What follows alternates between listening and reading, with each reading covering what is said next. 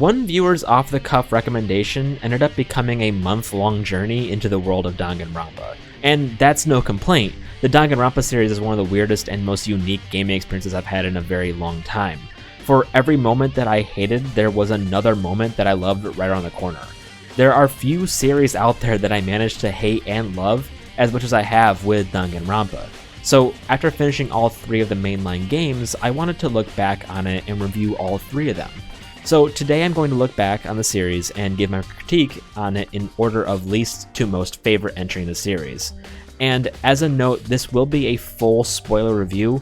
I'm going to talk about all of the trials as well as each game's ending. So this is your warning now if you want to avoid spoilers. I mean, seriously, Danganronpa is an experience you can really only have once. So don't let me waste it for you. Go play the games, they're great. Just maybe don't marathon them like I did. Well, how am I doing? Fucking relieved. It's been a month of Danganronpa, and I am finally done. Alright, this was not an easy ranking to make. Every game in the series does something better than the other, and each game has its own pitfalls and terrible moments. I spent a very long time just trying to figure out which game was my favorite and which was my least. A lot went into consideration when making this ranking, from quality of the cast to how good the trial minigames were. I also made a full character ranking, including all of the characters from all 3 games, excluding Monokuma and some other similar characters. Before I begin, there was one aspect of the series that did not go into consideration, and that is the music, since I think each game did an equally great job in their soundtracks, particularly in their investigation themes. I'm sure the one that stands out to most people that have played Danganronpa is Ikoroshiya from Goodbye Despair. The song does a great job at really selling that feeling of despair that our characters are feeling, as well as evoking the feeling of desperation at the beginning of each investigation.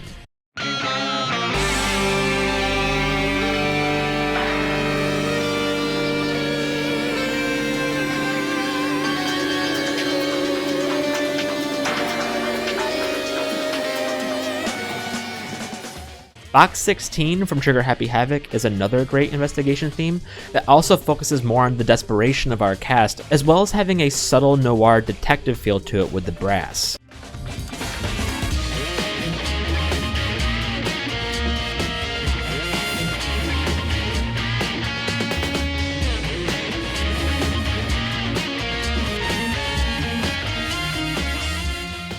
Killing Harmony takes the best of both worlds in the song Hope Searching, mixing that intimidating lead guitar and the classic detective feeling from Trigger Happy Havoc.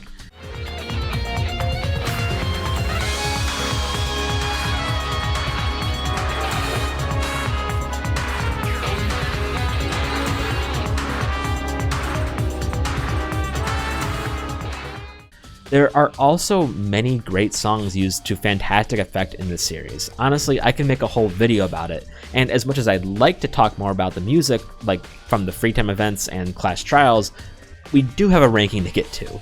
So without further ado, let's start with my least favorite game in the series.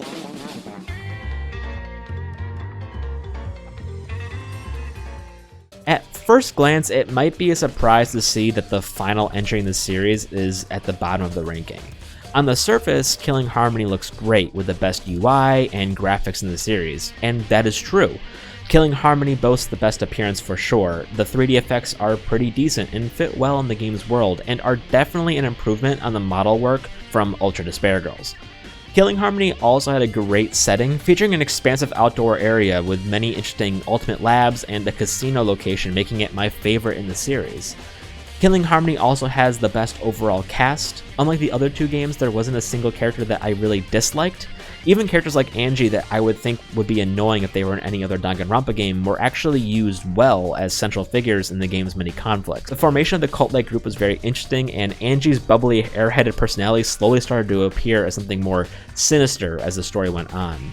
The lowest ranking character from this game is Korekiyo, but it's not like I hated him or anything, I was mostly just indifferent towards him. Monokuma was more of the same, but his new companions, the Monocubs, were an unwelcome addition.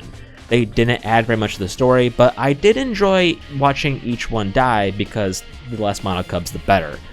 However, while the cast doesn't reach the same lows as the cast in the previous 2 games, it also doesn't reach the same highs. Killing Harmony's cast quality is the most consistent, but it's the most consistently average.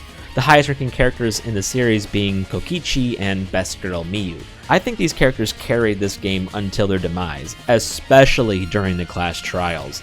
I loved their exchanges of insults, and some really caught me off guard with their vulgarity, even for a Danganronpa game. You and your fucking lies! Go sit in the corner and play with yourself! Okay, I'll start right now. Alright, so who's the asshole who set up this locked room mystery?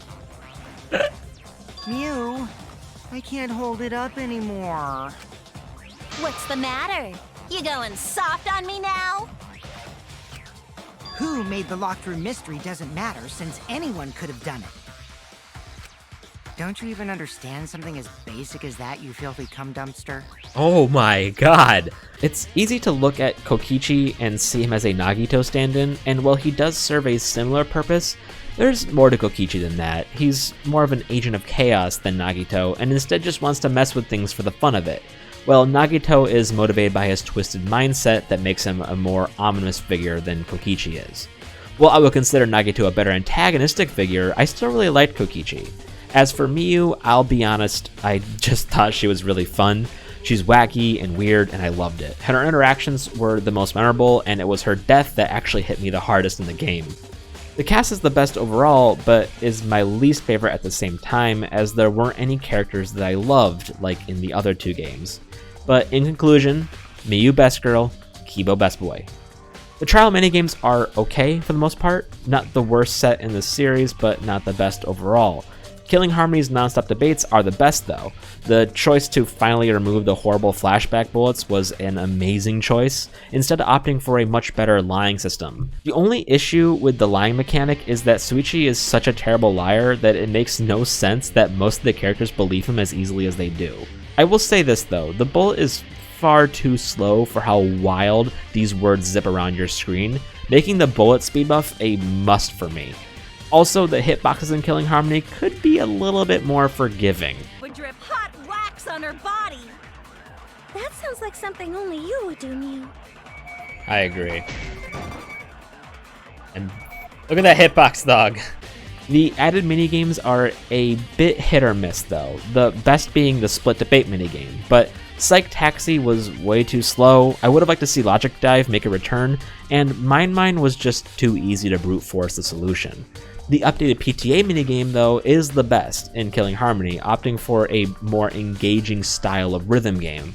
But for some reason, if you play this game on keyboard like I did, you might have trouble because for some reason your inputs get dropped sometimes. And it's only a problem in this game. And I'm not making excuses because I'm bad, okay? I have played plenty of Project Eva Future Tone, okay? I know what I'm talking about.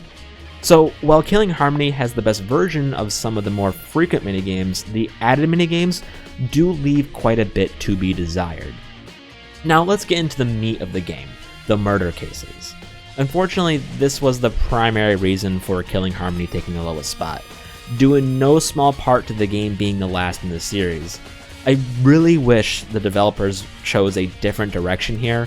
I don't know why they chose to have all of the cases in both Goodbye Despair and Killing Harmony mirror the cases from Trigger Happy Havoc.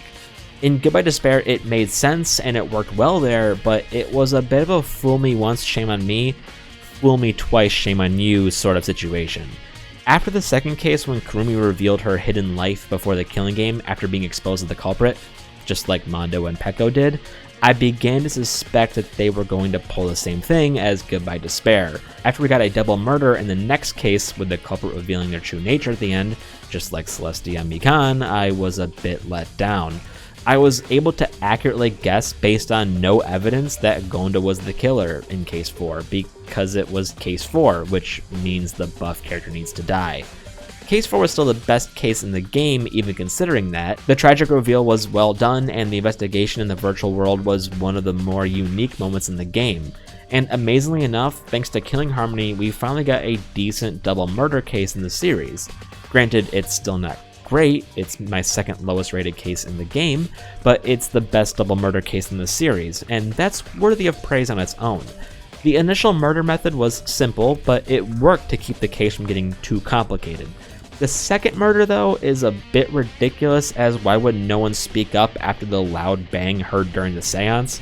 And his reasoning for his second murder is pretty dumb, as we get yet another reveal in case 3 that the murderer was crazy all along. But it's a little bit better here, since Korekiyo was always slightly off throughout the story. The conflict rising before the murder following the formation of the cult was a highlight of the game. We also got one of the best and funniest bait and switches in the whole series in this case. When I came to the hallway, a scene more surprising than I could ever imagine unfolded. Oh god. Are you fucking serious? 3? Oh my god, you fucking shithead. There isn't a whole lot to say about case 2. It was very bland and average. The murderer's logic made very little sense, and the method of disposing the body was so dumb and overcomplicated that it bordered on aggravating.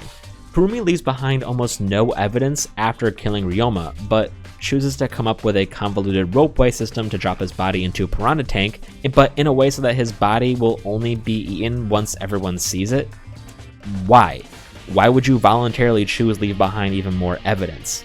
The only excuse that I could think of was so that the class trial would occur, but it's not as if the others wouldn't go looking for Ryoma once they notice that he's gone missing, and his lab would probably be one of the first places they check. It just seemed like they thought the murder was too simple and chose to come up with something complicated to make it less boring. Case 5 was interesting, and I liked the investigation quite a bit, though the forced conflict with Maki was unnecessary. I really don't like it when stories take their most intelligent and logical character and make them the opposite just so that the main character can prove just how logical and intelligent they are. Kaito revealing that it was him in the Exisal was also pretty dumb. Sure, Suichi is a bad liar, but it wasn't even worth giving it a shot to see if Monokuma was fooled. He really had nothing to lose by staying in the Exisal, but the game needed a Chapter 6, so we had to make their plan fail. Overall, the main issue with the cases is that they're mostly average. There isn't an amazing case in this game. The closest we got was case 4, but that was undercut by it mirroring previous cases. Just like the cast, the overall quality of the cases was average, with no case standing out as particularly great or bad. Well, with the exception of one case. Case 1 of Killing Harmony is one of, if not the worst case in the entire series. As my ratings go, it is the second lowest rated case, and it's almost entirely due to the case's conclusion. The opening of Killing Harmony was a breath of fresh air. I loved the moments leading up to the first murder. I was so excited to be playing as Kaede. For 2 games now, we have played as an unconfident character that relied on others for motivation. But instead, Kaede was confident, and it was her that served as the motivator for all the other characters in the killing game. I also really liked her growing friendship with Suichi, as she helped lift his spirits and sympathized with him in a believable and engaging way. And as a music lover, I was really happy to be playing as the ultimate pianist. I was so excited for the journey I would go on with Kaede, until the game ripped that away in one of the most manipulative and pathetic ways, when they revealed that you were the killer all along. Somehow the character that you had complete control over and could hear her thoughts set up a system of books and vents to drop a shot-put ball on someone's head. Her murder method was so idiotic that it bordered on unrealistic even for Danganronpa. Like, how could she have known that the music would drown out the sound of the shot put when she didn't even know that music would play in the first place? And it didn't even work. The mastermind only made it seem that way, which means that Samugi saw Kaede set up the murder plan and didn't even have faith that it would work. I was genuinely confused when the game started to reveal its twist and wanted me to select Kaede as the murderer. Kaede is the culprit.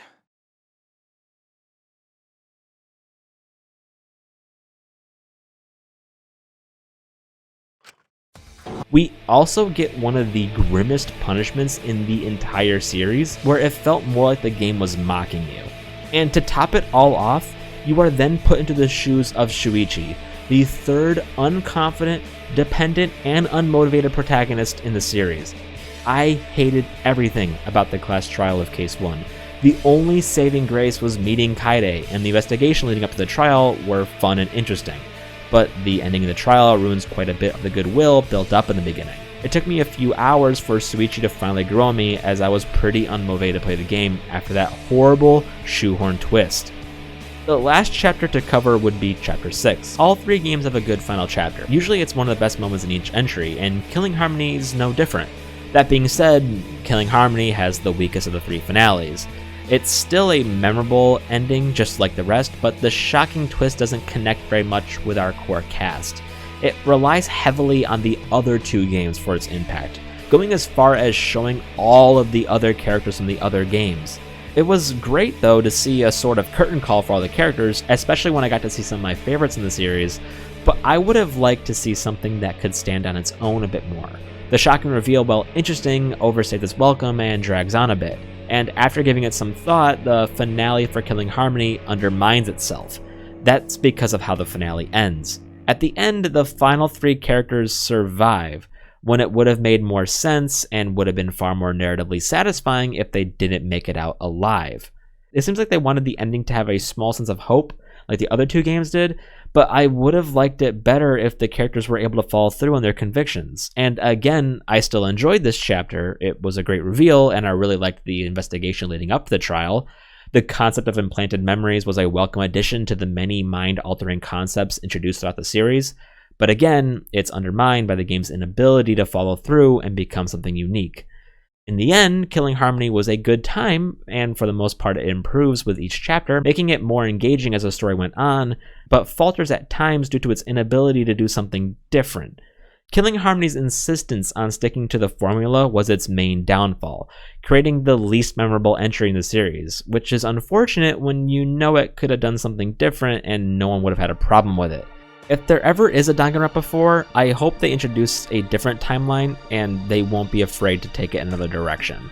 With Killing Harmony out of the way though, that leaves 2 more, so let's get into the second best game in the series.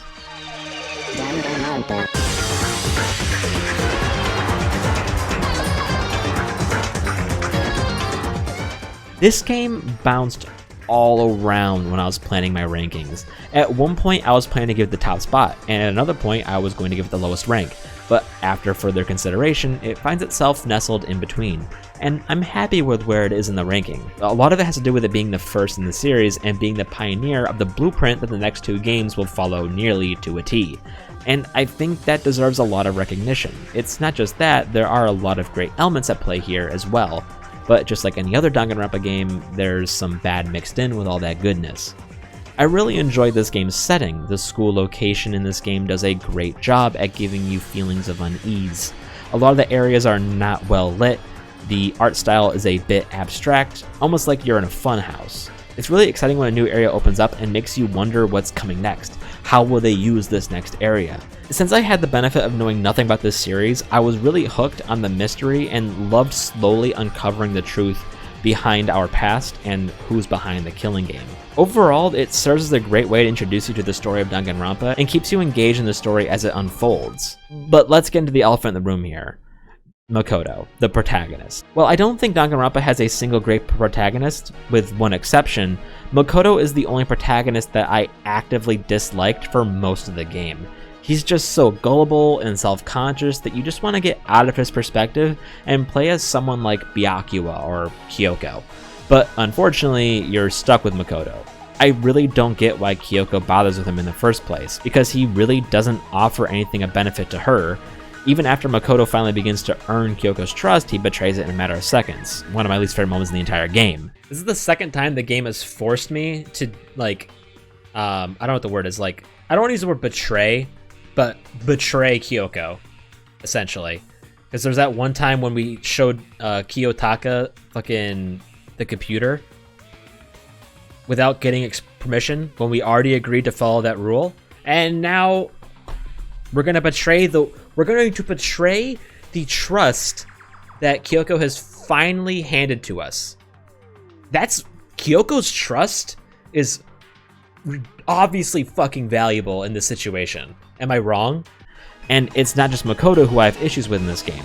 Trigger Happy Havoc's worst flaw is its cast. This was easily my least favorite cast in the series.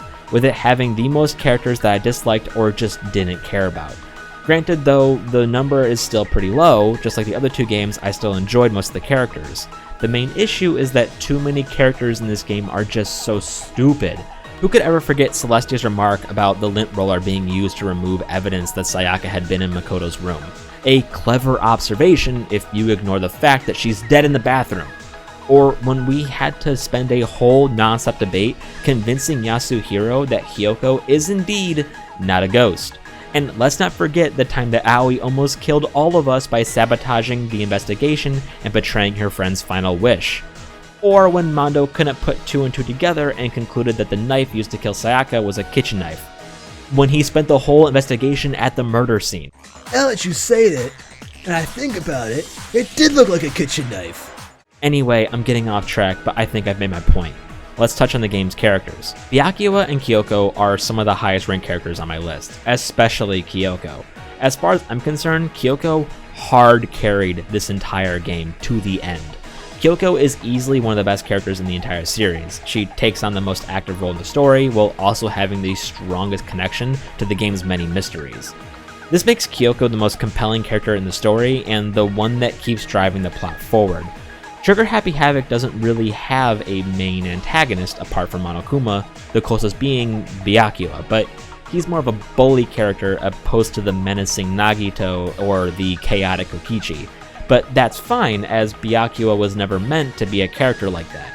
Instead, we see the relationship between him and Makoto grow into something less hostile and more something akin to a mutual respect for one another. Not necessarily friends, but that wall built between them has fallen somewhat. And it was really satisfying to see that happen in a realistic way. With that said, it shouldn't be surprised that the honor of Best Girl and Best Boy goes to Kyoko and Byakuya respectively. I also wanted to touch on the trial games before we dive into critiquing each chapter. And thankfully, this is the last aspect of Trigger Happy Havoc that I found to be the worst in the series. I did not like the trial games. There wasn't any minigame that I enjoyed. The non-stop debates are the worst in the series here, and there isn't any competition in that regard. I genuinely hated the flashback bullets in this game. The absence of agree points and the line mechanic really dragged this one down. But when you think about it, the non-stop debates are the most consistently improved part of Danganronpa, which is pretty cool, I guess. It does have the best version of Hangman's Gambit though, not because it's good or anything, it's just Hangman, but because it doesn't try to be more than what it is and landing flat on its face like the other two games did.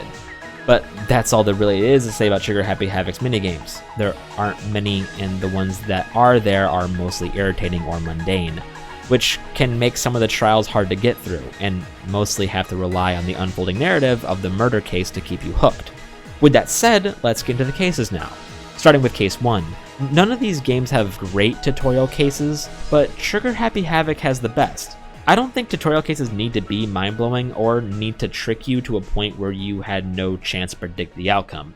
It's a tutorial meant to introduce you to the game's characters and mechanics, so the plotline doesn't need to be something next level. Now, some might say that Case 1 is too easy because it makes the killer obvious too early on. But you see, unlike you geniuses, I didn't make the connection when looking at the numbers, so I was untainted by what some might call a drawback to Case 1. And there I saw Noelle. You see, I predicted it in another way when I saw that someone would need to be pretty good at throwing a ball to hit the incinerator button, and who else but the ultimate baseball player. Let me also say this though, even if I did manage to see that the numbers spelt Leon early on, I would still consider this the best tutorial case, because it turns out Makoto going full simp for Sayaka was good for something, since she wrote Leon's name with her blood to protect Makoto from being voted as the Blackened when her murder plan failed. Another thing I enjoyed about this case, and this goes for most of the trials in this game, is the motive. Trigger Happy Havoc is the only Danganronpa game in the series with consistently good motives. The motives here work because they're simple and not forceful. Something as simple as wanting to get back to your friends and family driving these students to murder is far more compelling than anything we get in the next two games. I really like this chapter, and though the cracks in Trigger Happy Havoc's cast start to form early on, it still served well as a tutorial chapter. Chapter 2 is the best chapter in the game, tying with Chapter 6. There are very few complaints I have about this chapter. The murder is shocking and tells us that not every murder is going to be as vanilla as Sayaka's.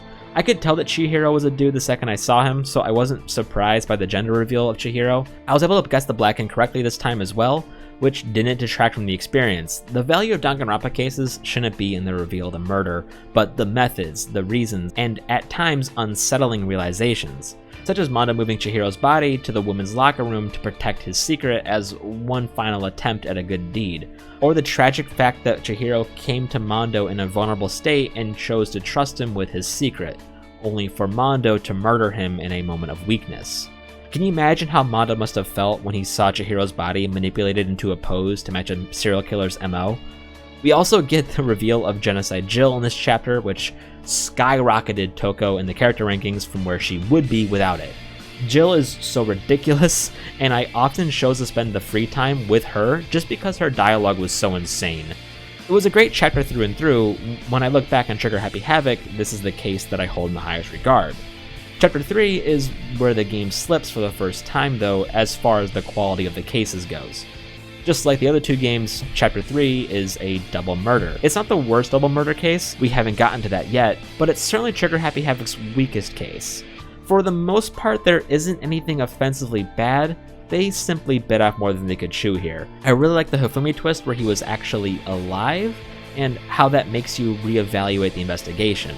Also, we got rid of Hifumi, the worst character, but it's mostly just unmemorable and didn't leave me with anything to really enjoy about it.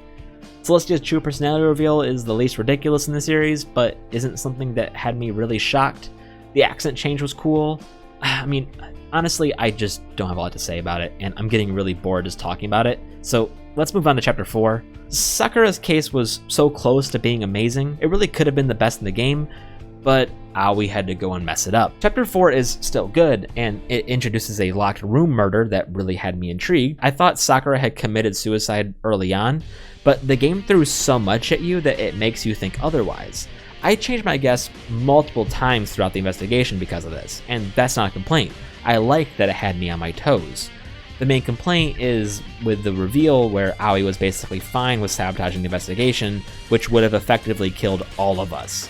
And look, Aoi's really dumb, but I just couldn't buy that she would do something that stupid.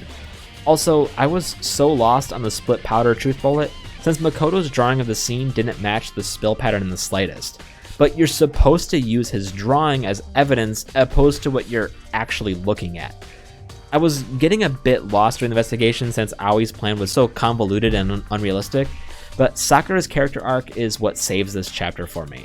I really liked Sakura as a character. She was capable and honorable, which is why it's such a surprise when they reveal that she was the traitor all along, but not in an evil and manipulative way. She wanted to get out of Monokuma's clutches, and as a final act of atonement, she took her own life, so that her comrades can end the killing game without having to deal with the discord in the group that came with her reveal. All the more saddening when they show that she attempted to make amends, only to be attacked twice by those that she tried with. This chapter was still a standout, but it could have been so much more. But Chapter 5 is when the tension of the story has built up so well, nears its boiling point, where the antagonist is put to the test this time and fails. Something is off about this case, and you can tell from the very beginning. We've been getting hints at a 16th student throughout the game via Kyoko's independent investigation. A student by the name of Makuro Ikusaba, the 16th student, lying hidden somewhere in the school, the one they call the Ultimate Despair. You should watch out for her. It seems like it might be relevant here, but how? This case is shrouded in mystery and intrigue. The murder just doesn't make enough sense. This is one of the few cases in the series to unravel the mystery surrounding the setting's past and the outside that isn't a Chapter 6 case. And it does it so well. The only flaw in this case is the ridiculously stupid fake murder weapon. The bundle of titanium arrows being used as a blunt force object is so unrealistic, it took me out of the game for a moment. Titanium arrows aren't a thing used in archery. Titanium's too heavy, not to mention that even if they were a thing, they would need to be hollow like most arrows.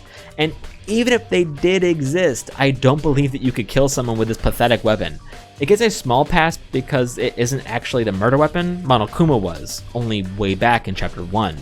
After looking in the morgue, you might begin to suspect that the body could belong to Makoto Ikusaba, the 16th student that was lying hidden somewhere in the school, the one they called the Ultimate Despair, in case he forgot.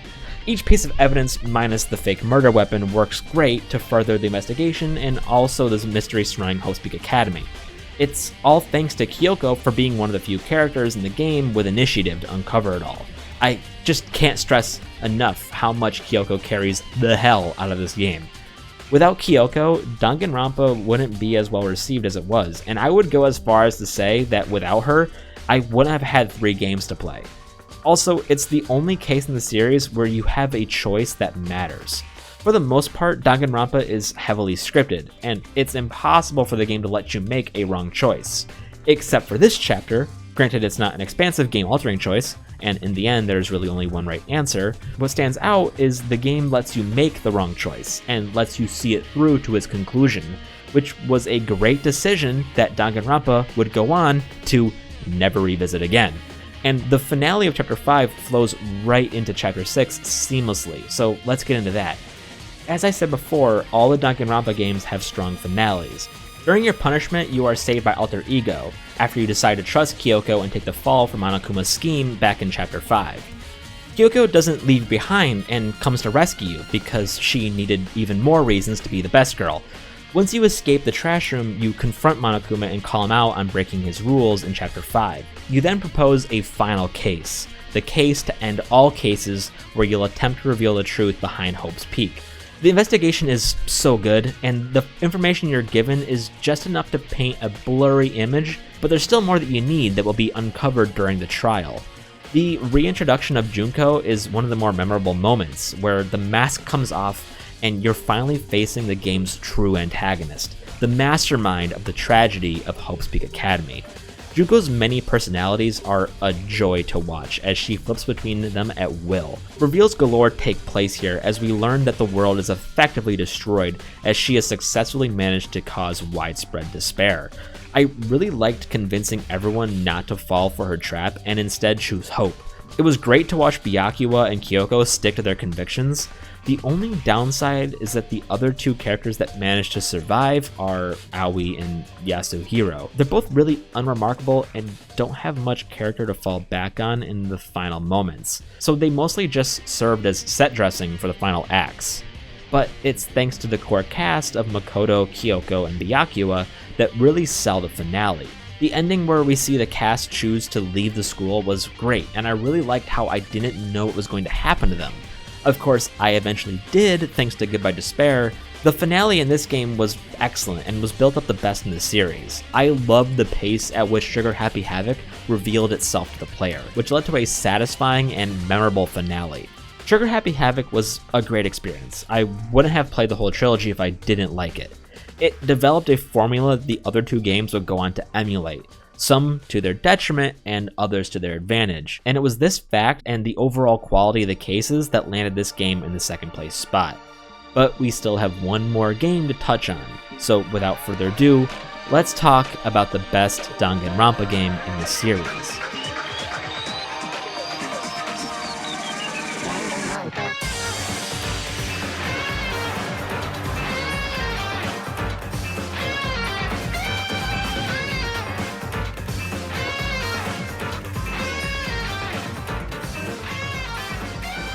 You might be surprised that Goodbye Despair is my favorite game when you listen to what I have to say first, as I'm going to lay into this game a bit at the start.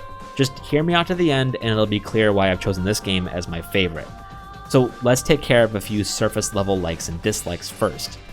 I do not care for this game's setting.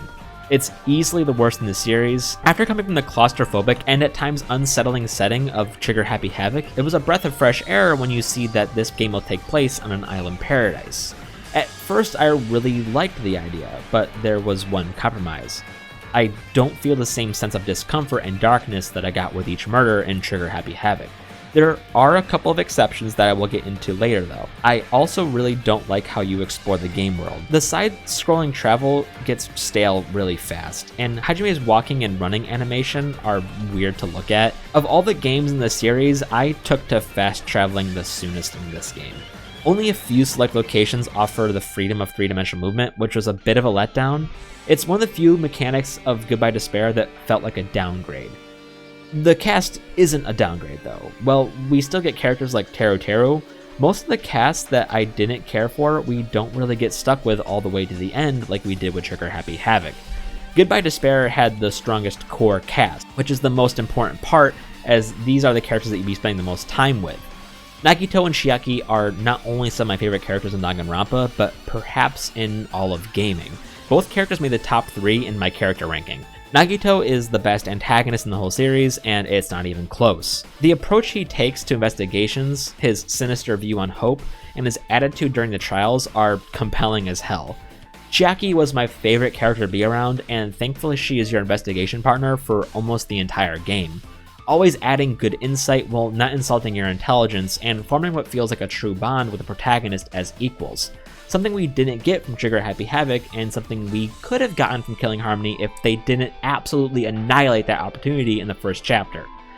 Fuyuhiko is another character I wanted to shine a spotlight on. He was one of the only characters in the game with an actual character arc, and it was really great to watch him slowly open up and change for the better. If we aren't counting Kaede, which I am, Goodbye Despair has the strongest protagonist in the series. While Hajime is unconfident and dependent on others like Makoto is, Hajime is actually intelligent and doesn't make annoying character decisions like Makoto does. Unfortunately, Danganronpa has never had what I would call a great protagonist. They are all intended as self-inserts for the player, and thus can never become their own character, with the exception of Kaede. We get an improved set of trial games with Goodbye Despair though. The addition of agree points was a welcome one, and it added some more depth to non-stop debates, which were becoming increasingly stale in Trigger Happy Havoc.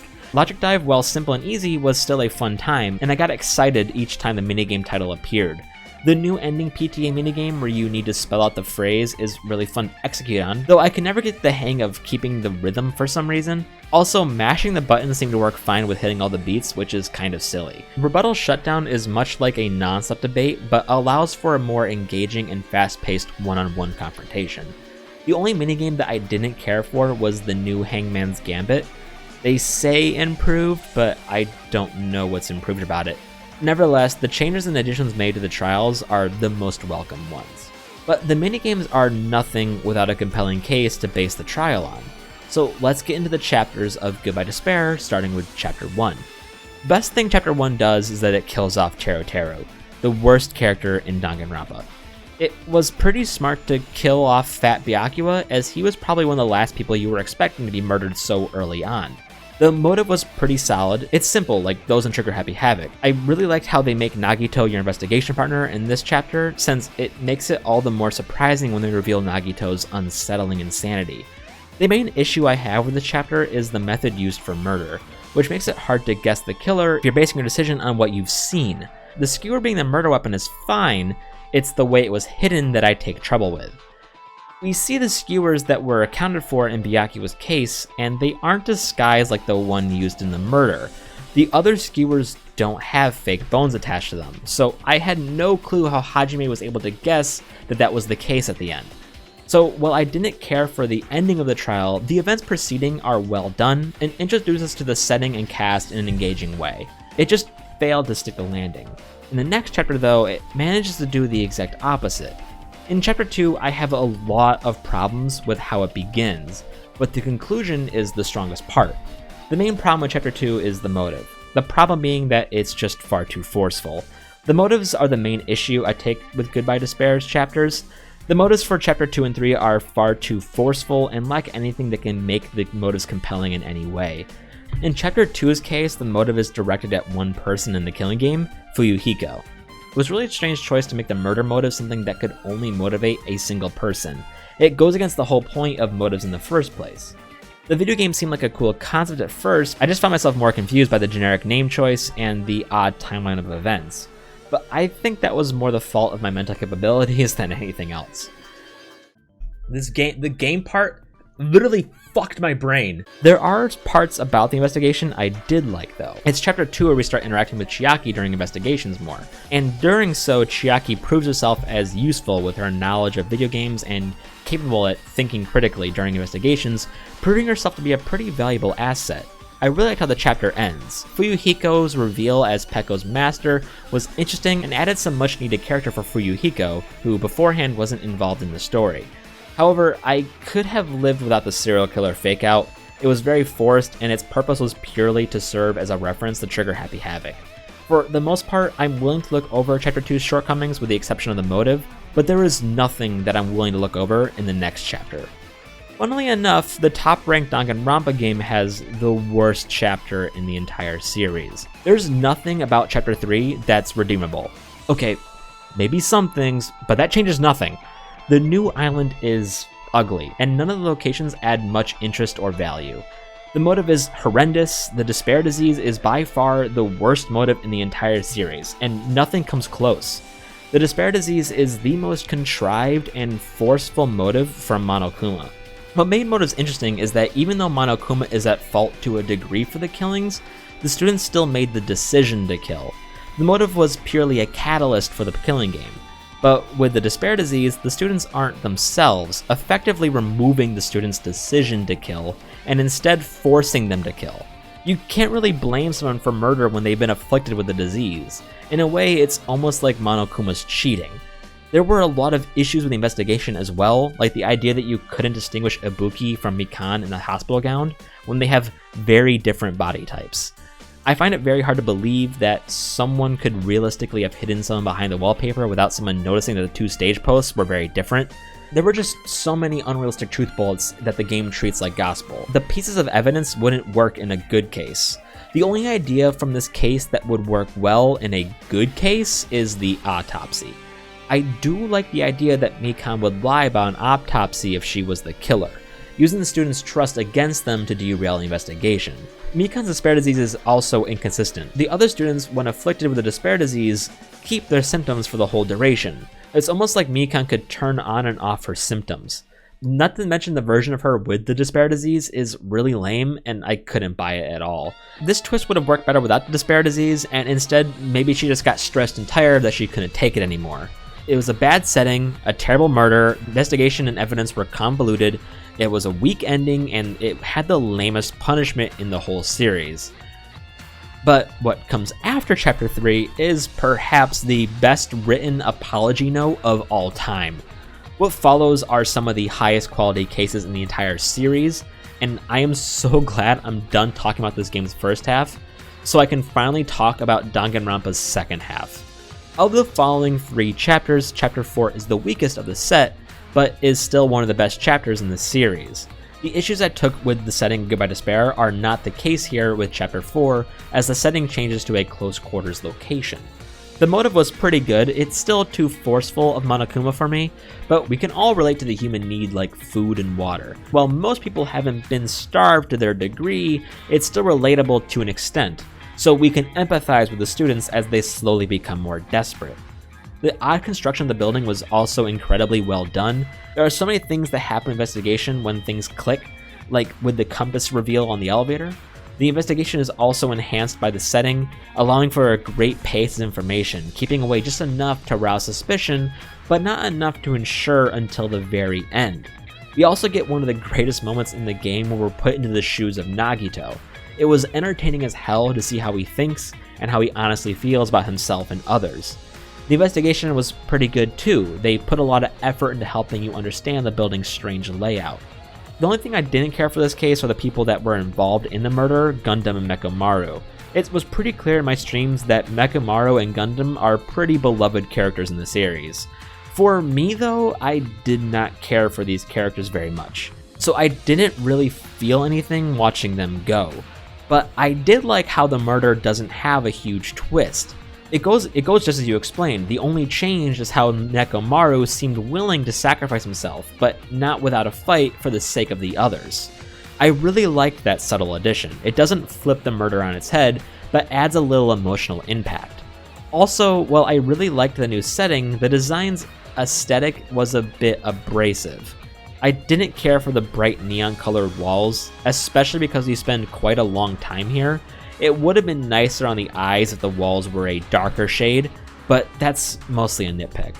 This was a refreshing change of pace after the horrendous Chapter 3, but what follows after Chapter 4 is the best that Danganronpa has to offer, and what I've been waiting for this whole time to finally talk about. I consider very few things perfect, as I don't believe anything can really exist without some sort of flaw. But Goodbye Despair's Chapter 5 is one of the few exceptions I can make to that rule. In my eyes, there's nothing wrong with Chapter 5. No flaw I can find, no nitpick I can make. It's perfect, executed masterfully. I've never been more invested in a Danganronpa chapter than this one. It is the gold standard of what a Danganronpa case needs to be. Nagito takes the title of main antagonist from Monokuma and threatens to detonate a bomb at the start of the chapter. This coincidentally happens after he obtains info on himself and others from Monokuma as a reward for completing the challenge from Chapter 4. After discovering the bomb's location, we are told by Nagito that the bomb can only be deactivated if the traitor swipes their monopad on the bomb's terminal. Chiaki volunteers to try hers out, which at first seems like a reckless action by Chiaki as a way to get everyone to try out their pad. But after the reveal at the end, we learned that it was an act to save her friends, as she was the traitor of the group. After the fire is activated in the adjacent building, the group uses bottles full of an extinguishing agent to take out the fire. But behind the curtain, we are shown the most gruesome murder scene in Danganronpa, as Nagito lies there dead, his body left in a grotesque state. The scene looks like a torture attempt, with knife wounds to the leg and left arm, and a knife in the right hand, finished by a spear in the chest. The wrappings around his mouth makes it look like someone tortured him for information, but gave up after Nagito wouldn't give in. But we discover based on the blood on his face that the wrapping was used while the wounds are being inflicted. Now the murder looks less like a torture for information and more like a murder for pleasure or revenge. Who in the cast could do something so horrible? Sonia, well, a princess on the exterior, does seem to be hiding an interest in darker things inside. She also has been very interested in the military base. Fuyuhiko's a Yakuza, and they're known for gruesome murder methods, but even then, can you really see Fuyuhiko doing this? Akane may be a bit on the wild side, but there's no way she could do something like this. But she did open the door that started the fire and destroy potential evidence. Could that have been intentional? Kazuichi is far too timid to pull something like this. Chiaki is against murder under all circumstances and has proven herself as a reliable and trustworthy person more times than I can count. And of course it certainly can't be us, we are in complete control of our character, so that's impossible. Everyone is a suspect and not a suspect at the same time. It's the first case where we can't pin down the murder to a small portion of the cast. The following evidence you find can either tell you what happened immediately, or you may need it spelled out for you a bit more during the trial. I was in the latter, but either way, the realization is grim and grave, and completely in line with Nagito's personality. One of the bottles had poison in it. Which one? We don't know. Those gruesome wounds? All self-inflicted. The wrapping around his mouth? Used to muffle the screams he made while he inflicted those wounds. The idea is completely unrealistic for anyone in the game, except for Nagito. He's the only one capable of doing something like this to himself. One of us there had the fire bottle with the poison in it, and it was the poison that killed Nagito, which resulted in him letting go of the rope that dropped the spear into his chest. All a clever trick to kill the traitor. At least that's what we think for now. Nagito, the ultimate lucky student, was relying on the luck that the one to throw the bottle of poison would be the traitor. The moment where it clicks for you that no one is truly to blame for his death, but nevertheless is still the blackened, is a horrible realization to make regardless of whether you discovered it during the investigation or during the trial. Made all the worse when Chiaki reveals that she was the traitor, the one working for the Future Foundation. But the Future Foundation may not be the evil organization we think they are. Certainly they can't be if people like Chiaki are working for them. Our characters decide to rely on Nagito's luck that he got who he wanted to throw the poison bottle, so we must vote Chiaki as the blackened. The little piece of hope I had that Nagito's luck would prove false, that we wouldn't lose Chiaki like this, was snuffed out when Monokuma announced that we voted correctly. There aren't really any chapters in Danganronpa that affected me emotionally as much as Chapter 5 did. The events leading up to the murder are tense and the stakes are high. The murder is gruesome and shocking. The investigation is perfect. One of the few cases that gives you all the clues you need to reach a conclusion. Whether you did or not doesn't matter, you'll feel the same way no matter how you discover the terrible reality. And during the trial, as all your suspicions are slowly revealed, it hurts because you really hoped you were wrong, but you weren't.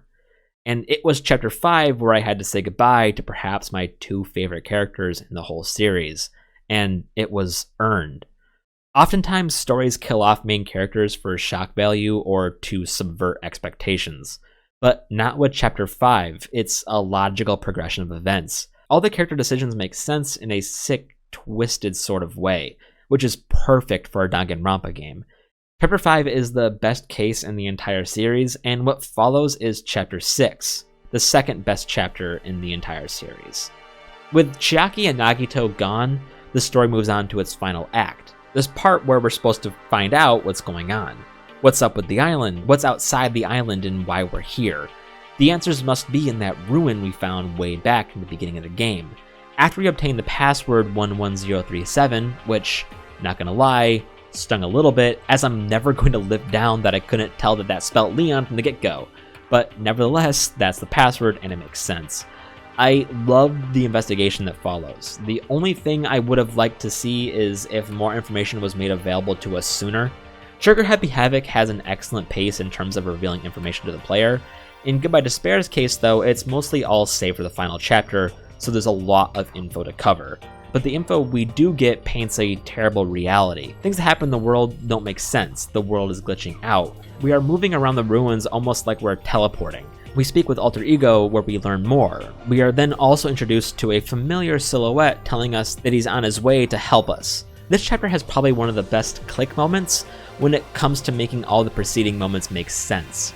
We learn that the world we live in isn't real, it's a simulation. All of a sudden, it makes sense. The magic used by Usami, the unbelievable moments like Nekomaru's transformation, the level up mechanic, and the glitches we've been experiencing in the ruins. And why are we in a simulation? Well, the intent was to rehabilitate us. As far as we knew, we used to be regular students. That was our last memory before being transported to the island.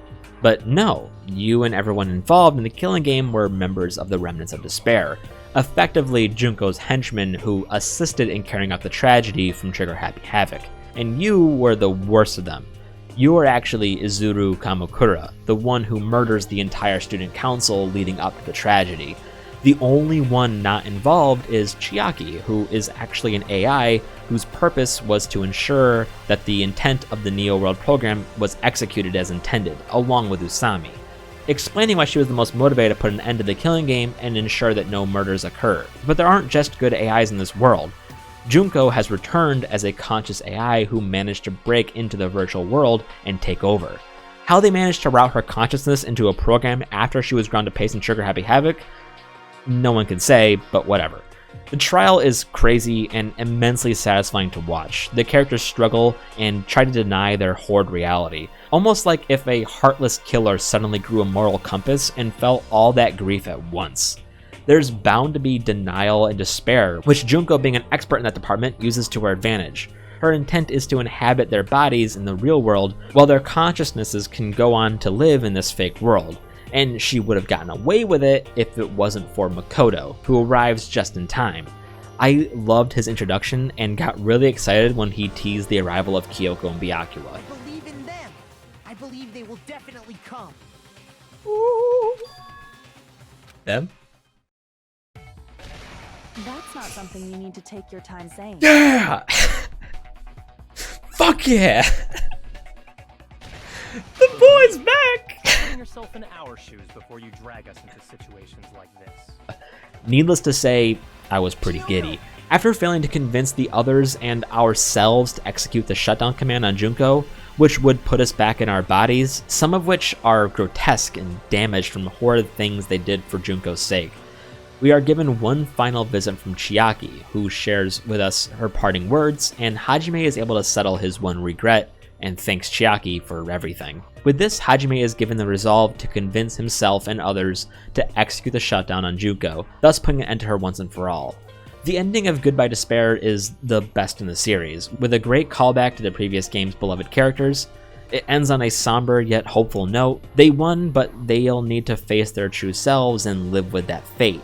There wasn't any guarantee that they wouldn't revert to their previous selves, but they chose the hard path and saw it through to the end. I have a lot of problems with Goodbye Despair. It has my least favorite moment in the series, it has my least favorite character in the series, my least favorite setting, and the worst motives.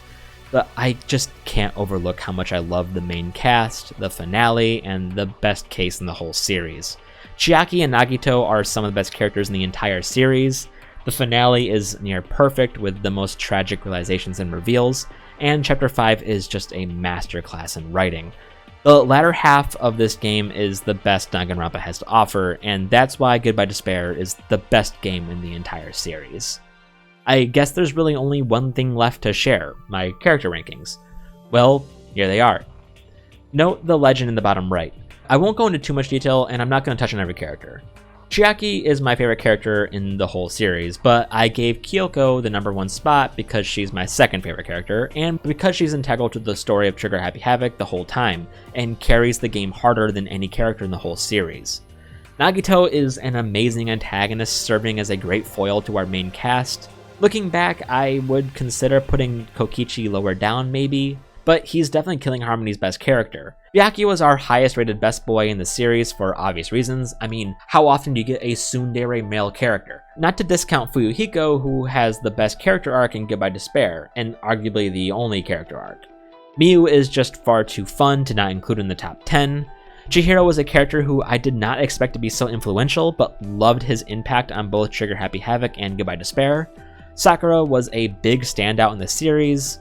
Maki is the best character in Killing Harmony that served as a companion to the protagonist. Kaede will be the last one I touch on here, as I consider her the best protagonist in the series. Notably, all the protags are pretty close in ranking with the exception of Makoto, sitting way back in 22nd place. There are only 2 characters that I hated, ranked 45 and 46. Characters ranked 32 to 44, I was just kind of indifferent towards.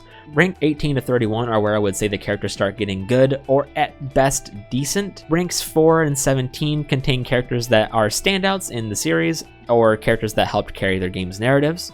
And the top 3 are what I consider Danganronpa's truly exceptional characters.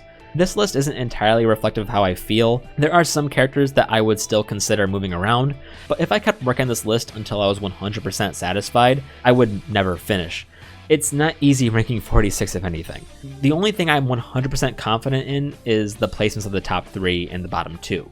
The other characters can move up or down a couple of ranks, but I'm still confident in their general placement. Also, here's a breakdown of the work that went into my thinking here. I will not go into detail here, I'll just briefly explain. I don't like giving things numerical values, but for this video, it was a necessity to organize my thoughts. I broke down the games into categories I deemed important. If it was the best in the series, it earned 10 points, second best got 5 points, and the worst got 0 points. Those were then added to the final score. Incidentally, Trigger Happy Havoc and Killing Harmony tied, but since Trigger Happy Havoc had higher case quality, I gave the second spot to it. The protagonist rank is pretty straightforward, but I did want to mention that Killing Harmony's average rank is weighted, meaning that I only applied Kaede's rank for one case. Without that, the average would be 12.5, giving it the strongest protag, but that would be misleading as we only play as Kaede for a single case. Opening act and closing act took the average of the first 2 and last 2 cases respectively. Final cast rank was the average rank of the remaining characters alive at the start of Chapter 6, taking the average quality of the characters that stick around the longest. The rest of the categories I think are pretty self-explanatory. This video took a while to make, but it was still really fun. I really wanted to get this out earlier, but there was just so much I wanted to say. I'm really glad I started streaming. Without it, I probably never would have heard of and played this game. Despite my many issues with it, what I loved about the series far outweighs the things I disliked. I'm really interested in what your favorite game is and how you would rank the series and why. I always love getting game recommendations, so if you do have a recommendation, please let me know. I might give it a chance and stream it and possibly make a video about it. If you stuck around this long, then thanks for watching. I really hope you enjoyed my take on this series. Goodbye.